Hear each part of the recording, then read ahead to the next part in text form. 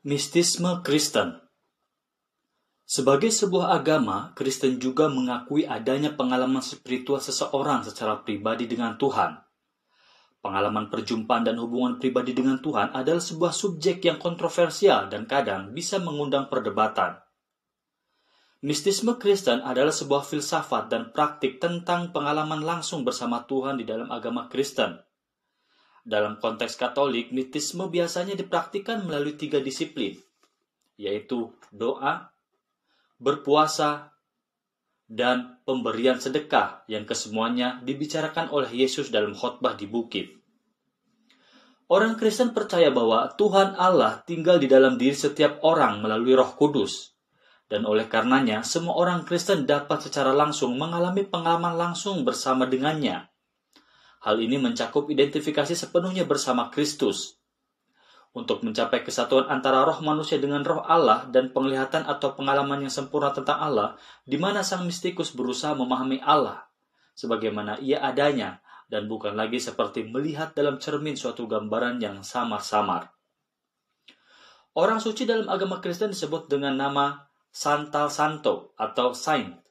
Beberapa contoh di antara para mistikus dalam Kristen antara lain San Paulus, San Yohanes Pembaptis, San Yohanes Sang Rasul, San Petrus, San Clemens dari Alexandria, Evagrius Ponticus, San Agustinus dari Hippo, Pseudo Dionysius dari Areopagus, San Gregorius I, San Simeon Teolog yang Baru, San Anselmus dari Canterbury, San Dominikus, San Franciscus dari Assisi, Meister Eckhart, San Gregorius Palamas, San Bridget dari Swedia,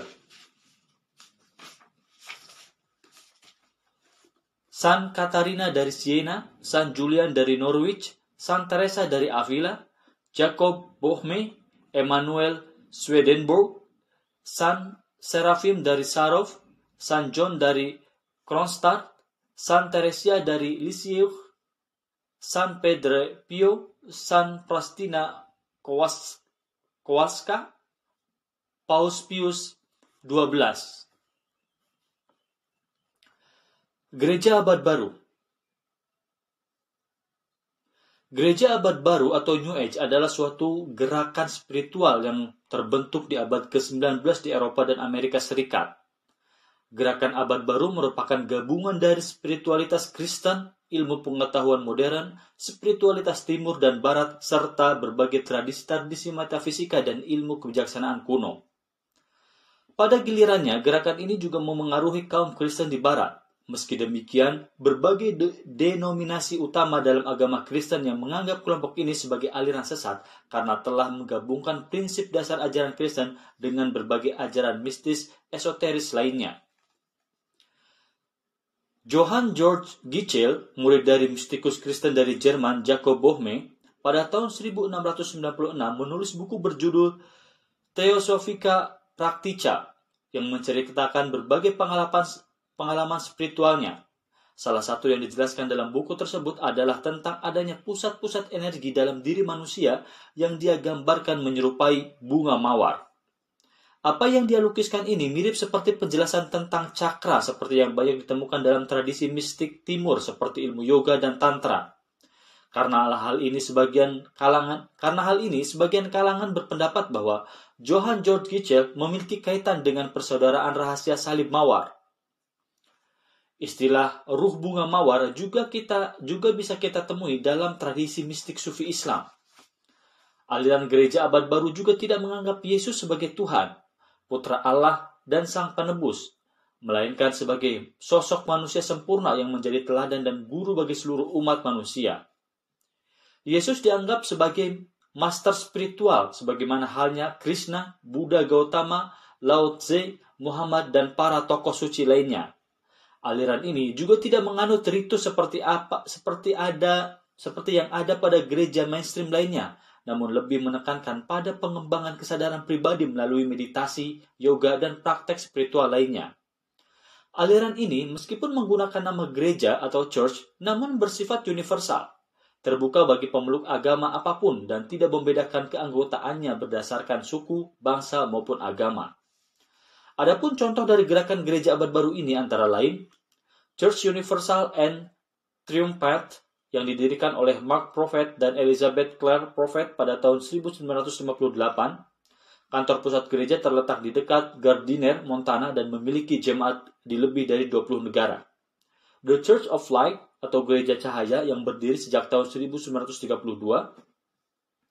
National Spiritualist Association of Churches yang berdiri sejak tahun 1893, United Church yang berdiri sejak tahun 1903, International Community of Christ yang berdiri sejak tahun 1972, Christian Science yang berdiri sejak tahun 1876, Divine Science, International Church of Christ, Unification Church, Universal Life Church, dan The Church of Divine Science, Gereja Pengetahuan Ilahi, dan lain-lain. Salah satu aliran abad baru yang cukup menonjol adalah Unitarian Universalisme. Aliran ini berawal dari Eropa dan reformasi Protestan.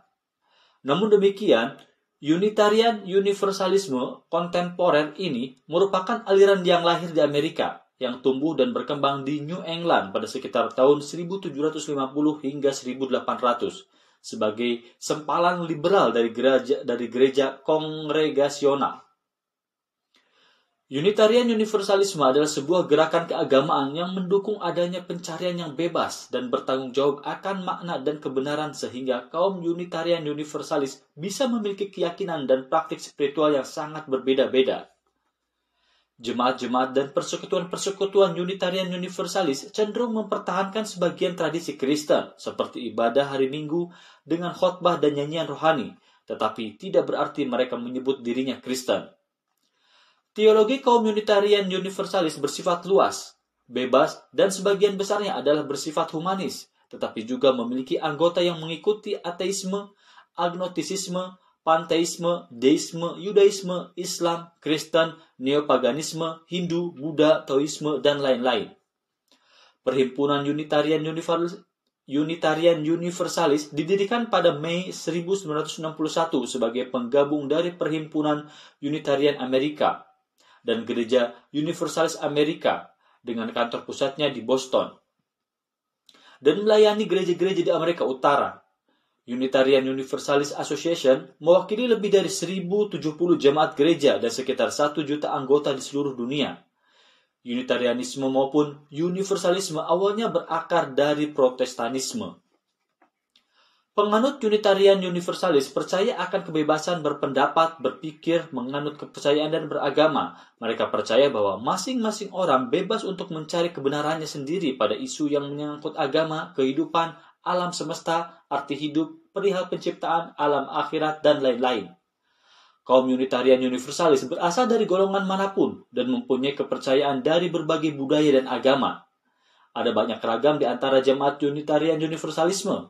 Beberapa di antaranya lebih memilih kepercayaan keagamaan untuk bentuk peribadatan tertentu dibandingkan yang lain. Namun kebanyakan jemaat mampu menghormati dan bersikap terbuka terhadap anggota lain yang memiliki kepercayaan yang berbeda.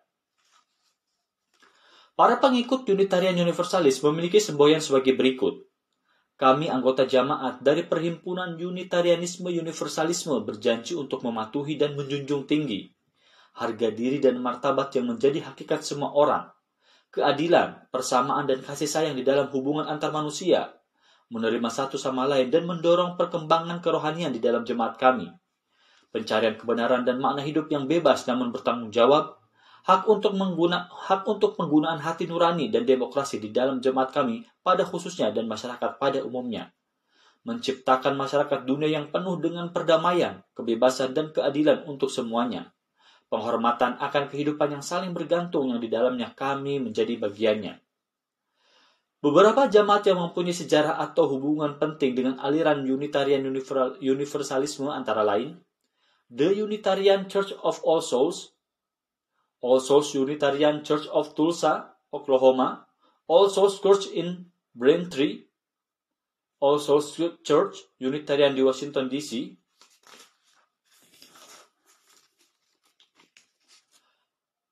Arlington Street Church di Boston, Community Church of New York, Church of the Long Road Fellowship, First Church in Boston, First Unitarian Society di Madison, King's Chapel di Boston, United First Parish Church di Quincy, United Temple Oak Park, First Unitarian Church of Rochester, First Unitarian Universalist Society of San Francisco, Channing Memorial Church di Newport, dan Universalist National Memorial Church. Metafisika Kristen. Agama Kristen juga mengajarkan berbagai konsep yang berhubungan dengan hal-hal yang bersifat metafisik dan supranatural. Di antara berbagai konsep metafisik dalam agama Kristen ini adalah sebagai berikut. Tuhan Tritunggal. Doktrin terpenting dalam agama Kristen adalah doktrin Trinitas. Trinitas adalah doktrin iman Kristen yang mengakui satu Allah yang esa namun hadir dalam 3 pribadi, yaitu Allah Bapa, Allah Putra, dan Allah Roh Kudus. Di mana ketiganya adalah sama esensinya. Doktrin ini diterima oleh mayoritas aliran-aliran Kristen, yakni Katolik, Protestan, dan Ortodoks. Alkitab, Perjanjian Lama maupun Perjanjian Baru, tidak secara eksplisit menuliskan istilah Allah Tritunggal, tetapi keberadaan Bapa, Putra, dan Roh Kudus tersilat dalam banyak ayat, baik secara terpisah maupun bersama-sama. Ucapan Yesus, "Aku di dalam Bapa dan Bapa di dalam aku," dianggap sebagai dasar dari konsep Trinitas. Atau ungkapan seperti ini juga pernah dilontarkan oleh para sufi Islam seperti Al-Halaj dan Syekh Siti Jenar. Tertullianus, seorang teolog Latin, dianggap sebagai orang pertama yang menggunakan kata-kata Trinitas untuk menjelaskan teologi ini. Pada tahun 325, Konsili Nicea yang dihadiri oleh sekitar 300 uskup menetapkan doktrin Trinitas sebagai doktrin resmi agama Kristen. Kaisar Romawi Konstantin dianggap sebagai tokoh yang paling berpengaruh dalam menetapkan doktrin ini. Sebagian kalangan berpendapat langkah yang dilakukan Konstantin ini adalah untuk menjaga kestabilan dan persatuan di dalam negaranya. Sebagian kalangan berpendapat konsep Trinitas sebenarnya sudah tersirat dalam teologi Yahudi. Menurut Zohar, kitab mistik Yahudi, suatu hari Rabbi Simeon ben Yochai sedang mengajar putra-putranya Rabbi Eliezer mengenai misteri hakikat ketritunggalan Allah. Ia berkata, "Datang dan lihat misteri kata YHWH atau Yahweh. Ada 3 tingkatan, masing-masing ada sendiri-sendiri, namun mereka adalah satu, dan begitu menjadi satu, ia tidak dapat dipisahkan satu dengan yang lain." Dalam agama Yahudi, selain disebut dengan nama Yahweh atau tunggal, Tuhan juga disebut dengan nama Elohim yang mengandung arti jamak. Umat Kristen tersendiri seringkali menjelaskan Trinitas dalam sebuah analogi sederhana tentang api yang digambarkan memiliki 3 unsur, yaitu panas, cahaya, dan daya bakar. Konsep Trimurti juga ada dalam agama Hindu, di mana Tuhan bermanifestasi sebagai Sang Pencipta, Sang Pemelihara, dan Sang Penghancur. Begitu juga Tuhan dalam agama Kristen digambarkan memiliki 3 pribadi, namun hakikatnya adalah satu, di mana Allah Bapa sebagai Tuhan yang memerintah di surga, Allah Putra sebagai Tuhan yang menjelma sebagai manusia, dan Allah Roh Kudus yang memberi inspirasi dan pengertian rohani. Akhir zaman atau Armageddon. Agama Kristen mempercayai bahwa alam semesta diciptakan oleh Allah dalam 6 hari dan kemudian Allah berhenti pada hari ke-7, yang disebut hari Sabat. Manusia pertama yang diciptakan oleh Tuhan adalah Adam dan Hawa. Namun iblis yang menyamar sebagai ular berhasil memperdaya Adam untuk memakan buah larangan hingga Adam dan Hawa dihukum untuk turun ke bumi. Sejak saat itu, manusia terjatuh dalam dosa asal serta mewarisi dosa dari Adam. Kelak Tuhan akan mengorbankan anak tunggalnya untuk menebus dosa warisan dari Adam ini. Sebagaimana banyak agama lainnya, agama Kristen juga percaya dengan akan datangnya masa akhir zaman. Dalam kepercayaan Kristen, datangnya hari kiamat akan didahului dengan datangnya penderitaan besar, penyakit, dan hari-hari pembalasan. Pada masa itu akan terjadi siksaan yang dahsyat seperti yang belum pernah terjadi sejak awal dunia sampai sekarang, dan yang tidak akan terjadi lagi. Tetapi tentang hari dan saat itu tidak seorang pun yang tahu. Bahkan malaikat-malaikat di surga dan Yesus pun tidak. Hanya Allah Bapa sendiri yang tahu. Sebagian dari tanda-tanda ini adalah gempa bumi, bencana alam, masalah-masalah di masyarakat, dan bencana-bencana lain.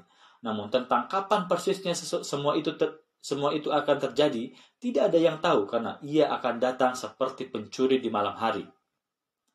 Mayoritas orang Kristen percaya dengan datangnya Mesias atau turunnya Yesus untuk yang kedua kalinya yang akan memerintah selama 1000 tahun.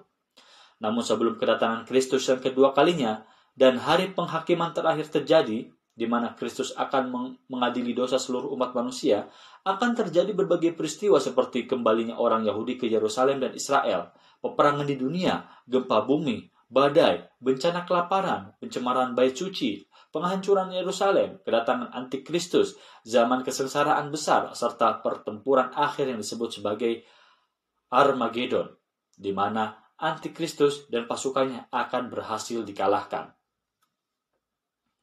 Sang antikristus diyakini akan menjadi pusat perhatian di panggung dunia sebagai juru damai global yang disebut Daniel dalam kitab Daniel 9 ayat 27. Pada pertengahan 7 tahun terakhir, dunia yang diporak-porandakan oleh wabah dan gejolak berpaling kepada sang antikristus untuk memimpinnya.